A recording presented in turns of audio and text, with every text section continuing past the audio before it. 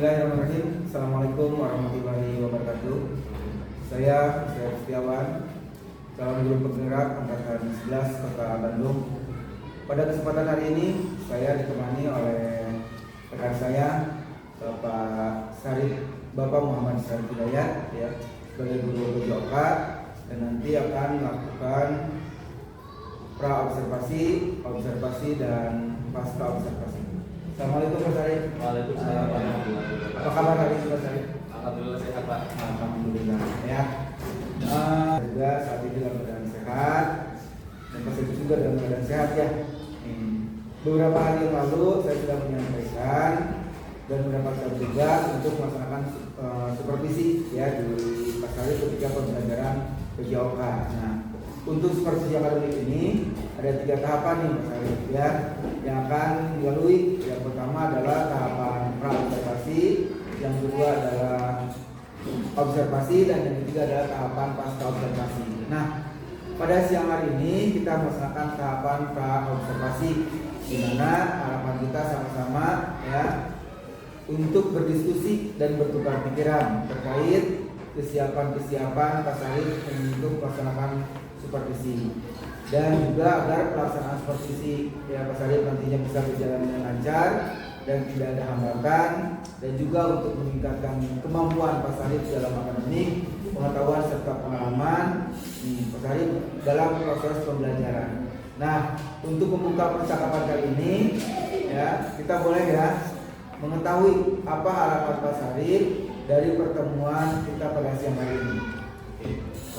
Iya Pak, saya senang sekali saya bisa bekerja sama dengan Bapak untuk melaksanakan supervisi, dan pastinya tujuan supervisi ini adalah untuk meningkatkan kompetensi saya sebagai guru PJOK di pembelajaran kelas, dan juga saya juga senang berdiskusi sama Bapak mengenai rencana pelaksanaan pembelajaran yang akan saya lakukan nanti.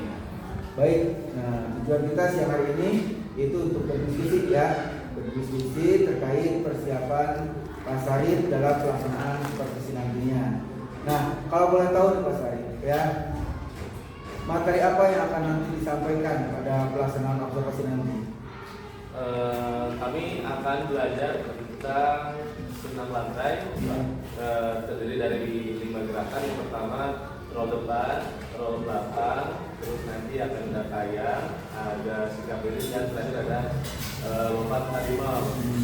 Dan nanti dengan gerakan-gerakan tersebut, bagaimana para peserta didik untuk bisa mengaplikasikannya dalam kegiatan sehari-hari.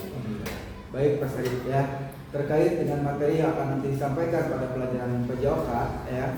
Nah, tentu ada tujuan pembelajaran nih ya yang akan dicapai oleh peserta didik. Nah, kira-kira apa yang menjadi tujuan pembelajarannya? Ya, untuk tujuan pertamanya adalah peserta didik mampu untuk melakukan gerak dasar roll depan, roll belakang, sikap diri, kayak, dan lompat harimau. Di sana tuh kita bisa belajar dari, kalau roll depan itu kalau kita lagi jatuh atau apapun itu, ketika badan kita mau jatuh ke bawah, kita bisa membuat badan kita berputar sehingga cedera yang kita alami itu sudah minimal mungkin, gitu Pak.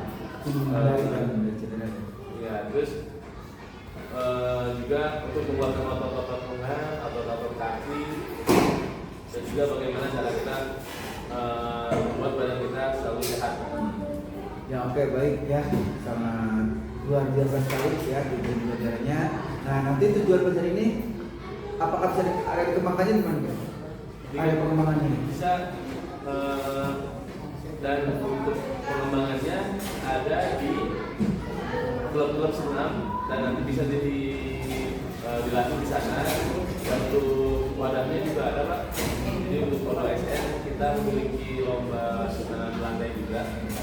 Jadi untuk peserta didik yang ingin dan berminat dalam lantai ini, mereka bisa mengembangkan bakatnya di klub-klub yang ada di Bandung Pusat.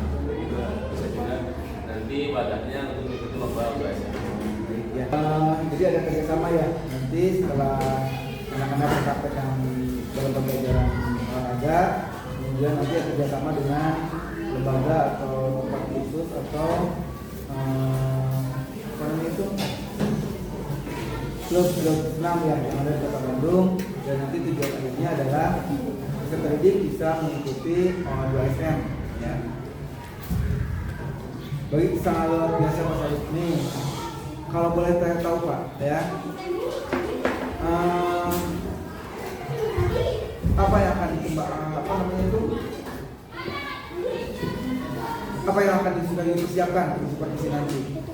Oke, yang sudah dipersiapkan adalah pertama dari peralatan itu sendiri Pak, kita punya matras dan strategi yang akan digunakan ketika pelajaran waktu observasi. Saya akan menggunakan model komando karena ini sangat berbahaya sekali Pak untuk melantai ini, harus dilihat satu persatu dan harus diuji satu persatu, karena kalau misalkan sama peserta didik takutnya ada peserta didik yang jatuhnya tidak benar Pak, jadi dari mulai yang tangan ataupun kakinya sakit. Oleh karena itu saya akan menggunakan model pembelajaran komando sehingga peserta didik mengikuti apa yang saya perintahkan untuk kebaikan sendiri Pak. Baik, jadi sudah menggunakan pembelajaran mitigasi ya, pembelajaran dan diferensiasi dengan cara belajar komando ya. Luar biasa sekali, rasanya sudah tidak sabar ingin melihat pembelajaran Pak Sarif nanti. Nah, setelah saya mendengar persiapan dari Pak Sarif, strateginya, kemudian sampai kepada peralatan yang akan digunakan ya dalam pembelajaran nanti. Kira-kira kapan akan melaksanakan proses pembelajaran tersebut?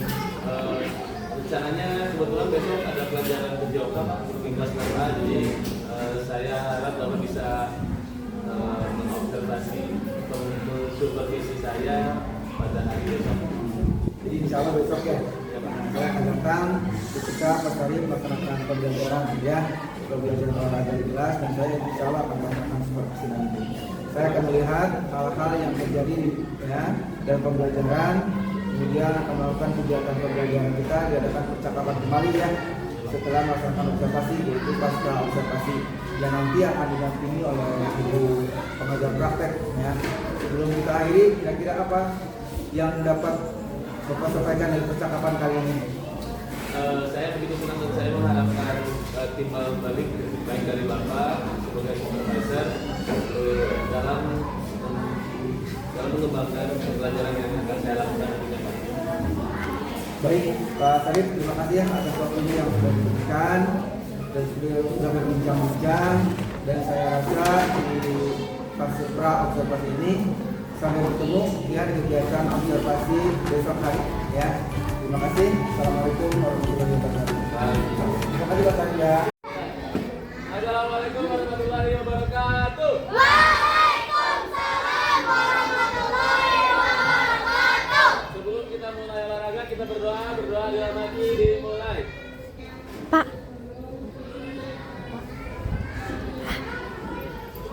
Berdoa selesai, kita pemanasan terlebih dahulu. Kita pemanasannya akan dipimpin oleh saudara Iqbal. Perempuannya sama Hansa.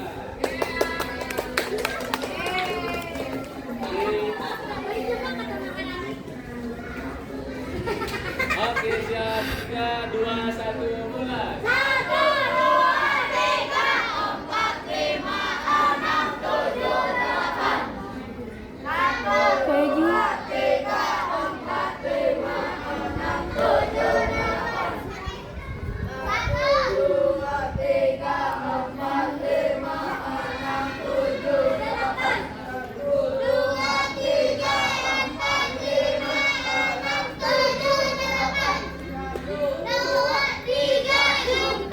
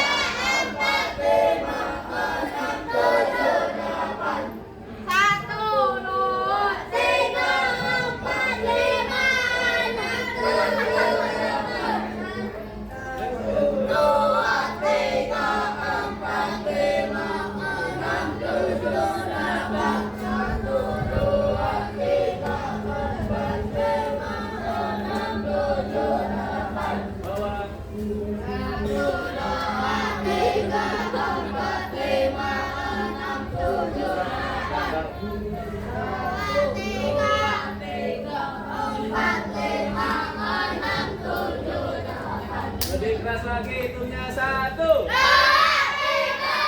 4, 5, 6, 7, 8. 1, 2, 3, 4, 5, 6, 7, 8.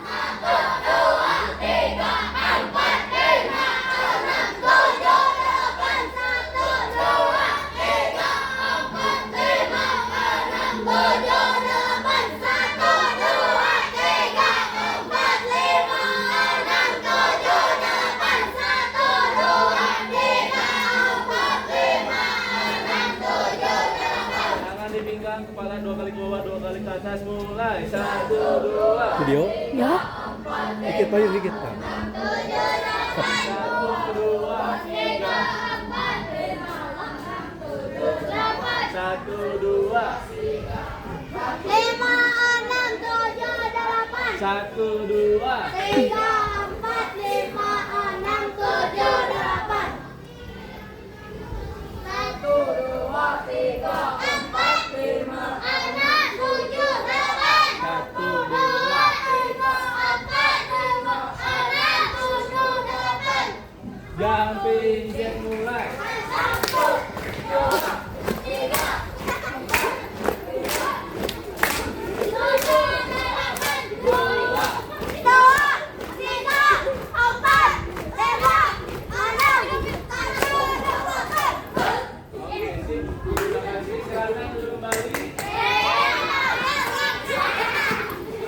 'Sepatunya dilepas. Kita akan mulai pembelajaran dengan nyantai.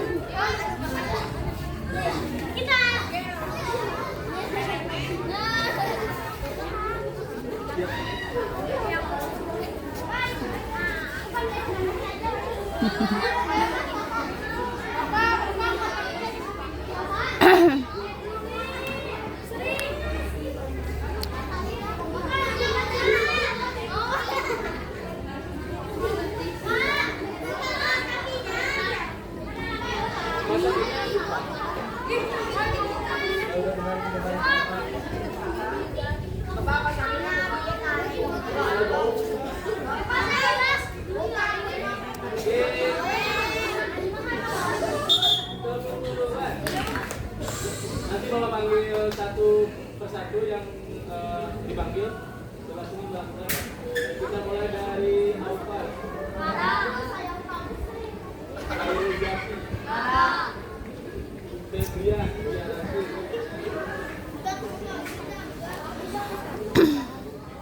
Ama. Sika.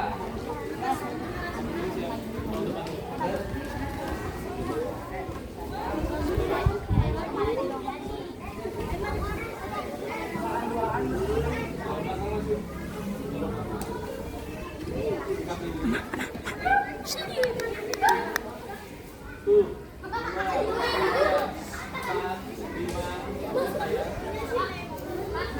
2, 3, 4, 5, 5, sip. Langsung ke harimau, dikasih. Tapi Sari tidak mau ngomongnya gitu. Pak.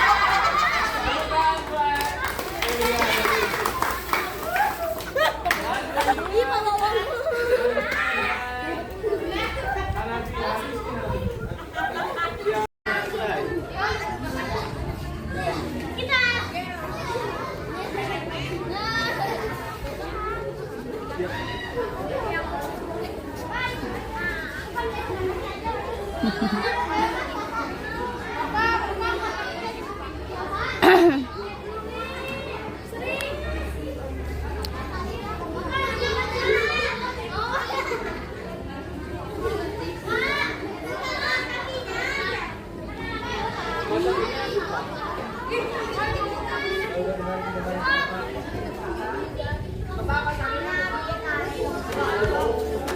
Langsung.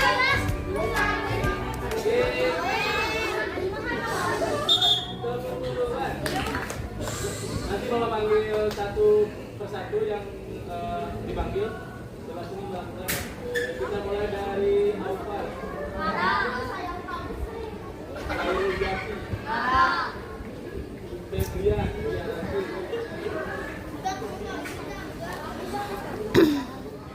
Anak.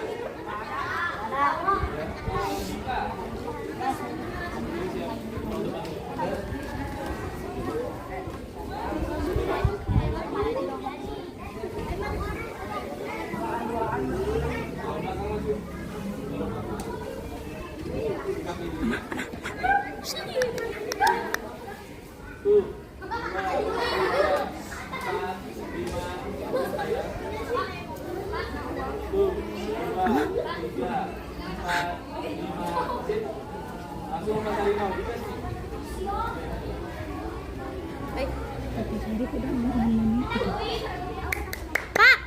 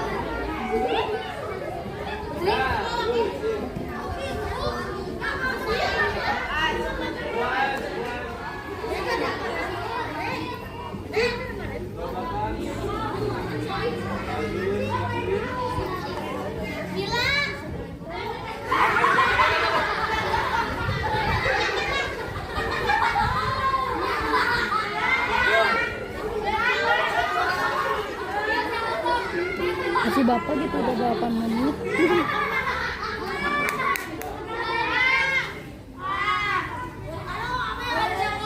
Jadi tungguan aja. Mana mau ngomong? Kumaha? Sisa 10 menit.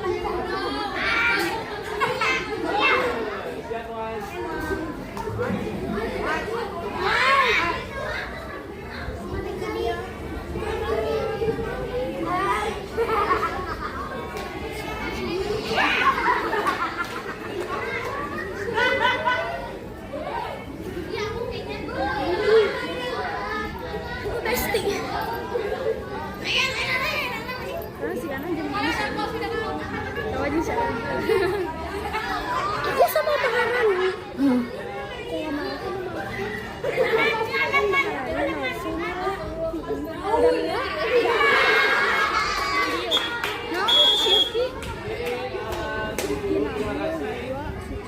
Menurut kalian apa fungsinya kita belajar roll depan, roll belakang? Betul. Bagus. Sehat. Coba bejakan. Akan 10 menit ke sini. Pak. Dan yang paling penting adalah ketika ada manfaatnya ketika kalian bisa roll depan dan roll belakang, yaitu ketika kalian jatuh, kalian bisa berdiri biar cederanya tidak parah. Kayak Bapak pernah bilang tuh waktu kemarin main bola berarti si Iqbal jatuh mau dilempar, tapi si Iqbal tuh jatuh jatuhnya ke belakang, tapi nggak gegeduk, tapi si Iqbalnya langsung roll belakang. Sakit nggak Bang waktu itu? Coba ketika Iqbal tidak bisa roll belakang, terus jatuhnya ke belakang, pasti kepalanya duluan yang kena. Itu akan cedera ke belakang. Tapi kalau misalnya bisa roll, akan nggak apa-apa. Oke, ada pertanyaan? Kalau tidak pertanyaan, terima kasih. Assalamualaikum warahmatullahi wabarakatuh.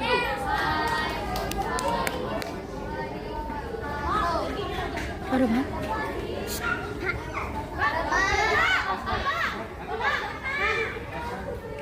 Silakan lagi. Alhamdulillah siang hari ini kita bisa silaturahim ya. Apa kabar hari ini? Alhamdulillah. Ya, Pak Sarip ada beberapa pertanyaan nih ya yang ingin ditanyakan oleh Pak Sarip berkaitan kemarin sudah melaksanakan pra-observasi, kemudian observasi dan sekarang pasca observasi. Nah, ya. Gimana Pak perasaan Bapak setelah melaksanakan dua kegiatan tersebut dari mulai pra sampai dengan observasi? Alhamdulillah Pak, saya ngerasa senang karena pembelajaran waktu itu saya merasa didampingi dan dibimbing oleh Bapak sehingga modul ajar yang saya sudah rencanakan itu dapat saya laksanakan dengan baik atas bimbingan Bapak. Perasaan lainnya itu gugup atau bagaimana? Ada gugup ada Pak karena jarang kalau untuk ketika kita mengajar jarang dilihat oleh supervisor kan, jadi ketika ngerasa dilihat itu merasa diperhatikan gitu, jadi ada gugup Pak. Iya, meskipun dengan teman sendiri ya. Betul. Baik Pak, alhamdulillah ya, perasaan tersebut sudah disampaikan. Kemudian Pak, berkaitan dengan observasi yang sudah disampaikan ke anak-anak, apa area pengembangan dari pembelajaran itu Pak dalam pelajaran PJOK ini? Area pengembangannya mungkin setelah saya mengikuti petali juga ya Pak ya. Jadi setiap peserta didik itu memiliki karakter minat dan bakat yang berbeda. Karakter bakat dan minat juga berbeda. Jadi ketika pembelajaran atletik itu mereka bisa memilih apakah mereka bisanya hanya di lari, di lompat, atau dilempar. Jadi berbeda-beda, berdiferensiasi ya Pak ya. Jadi saya juga sebagai guru hanya bisa mengarahkan, oh ini kamu bagusnya di mata pelajaran atletik di cabang olahraganya lari. Mungkin kalau kamu jika mau jadi atlet, ikutlah klub olahraga yang cabang olahraganya lari. Kamu di bagusnya dilempar, larimu bisa jadi atlet lempar cakram, lempar lembing, atau juga ketika lemparannya bagus dia juga bisa menjadi atlet voli, bisa karena tangannya bagus kuat ya. Terus ada yang lompat juga, sebagai guru hanya bisa mengarahkan jika lo mau ikut jika lo minatnya untuk prestasi ya kan karena dia harus mengembangkan bakatnya itu. Alhamdulillah, jadi sudah mengarahkan ya, iya. Mengarahkan si peserta didik sesuai nanti dengan minat dan bakatnya. Baik Pak, nah ini Pak, boleh nggak Pak menyampaikan langkah-langkah pembelajarannya ketika tadi kemarin melaksanakan observasi? Oke, untuk langkah-langkah pembelajarannya seperti biasa didahului oleh pendahuluan. Pendahuluannya itu berisikan tentang mengucapkan salam, mengapersepsi pelajaran, menanyakan kabar siswa, terus mengulang kembali materi yang sudah disampaikan sebelumnya, lalu menjelaskan materi yang akan dilakukan. Terus setelah itu langsung ke pemanasan. Pemanasan itu sangat penting untuk meredakan otot-otot sebelum kegiatan inti dimulai. Setelah pemanasan saya menyuruh anak-anak untuk istirahat dulu terlebih dahulu, minum. Terus setelah water break seperti itu masuk kegiatan inti, saya jelaskan bagaimana cara melakukan aktivitas tersebut. mempelajari seperti apa. Setelah itu saya di sana sebagai fasilitator karena untuk pos-posnya sudah disiapkan, peralatannya sudah disiapkan, cara melakukannya juga sudah diberikan kepada para peserta didik. Jadi saya hanya membagi kelompok dalam waktu 5 menit. Saya menyuruh peserta didik untuk berpindah pos, jadi 5 menit sekali ganti pos, asalnya dilempar ke lari lompat ke lempar, seperti itu Pak. Jadi pembelajarannya berpusat ke peserta didik, mereka yang melakukan, mereka yang analisis gimana gerakannya. Nanti setelah itu waktu sekitar ini selesai, langsung ke penutupan. Di penutupan itu kita merefleksi kegiatan yang kita lakukan, menanyakan kepada peserta didik apa yang mereka rasakan setelah melakukan atletik. Terus saya tanya minat dan bakatnya, siapa yang suka lompat, siapa yang suka lari, siapa yang merasa nyaman untuk melakukan lempar gitu Pak. Dan di sana nggak semuanya lari, nggak semuanya untuk lompat, dan nggak semuanya untuk lempar. Jadi semuanya berbeda-beda gitu Pak. Berbeda-beda, ada yang lari, ada yang lompat, ada yang lempar. Setelah itu saya tanya gimana perasaannya ketika melempar, ketika melompat, ketika berlari. Mereka merasakan kesenangan mereka sendiri gitu Pak. Terus tanya juga kedepannya mau seperti apa, kamu bagus nih, punya potensi untuk larinya udah senang, bagus, mau kayak gimana. Terus ada yang peserta didik yang bilang ikutan mau ikutan O2SN gimana Pak gitu, apakah bisa nggak? Terus saya jawab bisa, karena O2SN itu termasuk atletik salah satunya, ada lari juga. Terus saya arahkan lah ketika mau ikutan O2SN berarti tidak hanya senang dan larinya aja yang bagus, tapi ada kecepatan yang harus dikejar. Berarti kalau misalnya mau ikutan latihan, terus kalau bisa masuk klub sendiri, terus usahakan ketika latihan itu dicatat waktunya untuk lari itu misalkan berapa detik dalam jarak 100 meter. Kembali kepada tadi Pak, area pengembangan ya, area pengembangan itu karakter kemudian minat anak. Nah sampai sejauh ini Pak, tadi Bapak juga sudah sampaikan bahwa kedepannya itu si peserta didik bisa ikut minimal O2SN ya di tingkat kecamatan. Apakah sudah ada yang berhasil Pak? Sudah Pak. Selama 2 tahun terakhir kita mewakili Kecamatan Bandung Kidul untuk bertanding di kota di atletik. Jadi selama ini memang apa yang diusahakan tidak sia-sia Pak ya. Iya. Karena juga bisa melaksanakan dan bisa berprestasi. Nah, dalam pengembangan adel ini Pak, dalam langkah-langkah pembelajaran atau dalam kegiatan harian, ada kendala tidak dalam menyampaikan atau ketika di lapangan gitu? Ada Pak. Kendalanya kalau di peralatan sudah cukup Pak ya. Atletik ya. Ada. Kita punya bola, kita punya cones, kita punya marker gitu ya. Tapi ketika ke lapangan kita hanya punya lapangan sekitar 50 meter ya, enggak sampai 50 meter dan sempit. Itu yang menjadi kendala saya dan guru-guru PJT yang lainnya untuk memberikan materi yang sesungguhnya gitu. Misalkan kita ada materi lari 100 meter, tapi kita nggak bisa melakukan kegiatan tersebut karena lapangnya tidak 100 meter. Jadi kendalanya dalam fasilitas lapangan ya. Betul. Ada solusi Pak? Solusinya ketika ingin mengajarkan peserta didik untuk lari misalkan 50 meter gitu Pak, ini tidak sampai 50 meter tapi kita lakukan bolak-balik sampai 50 meter itu tercapai. Mungkin kita lebihin karena ada jeda waktu ketika mereka berhenti di satu tempat terus harus balik lagi gitu kan. Jadi dilebihin si jaraknya. Ada transit ya, kalau misalkan lari 100 meter jarak lapangan 50 meter misalkan itu dengan cara bolak-balik ya, itu 50 meter. Kalau kurang lagi mungkin 3 kali bahkan 4 kali ya. Baik Pak, terima kasih Bapak sudah menyampaikan dari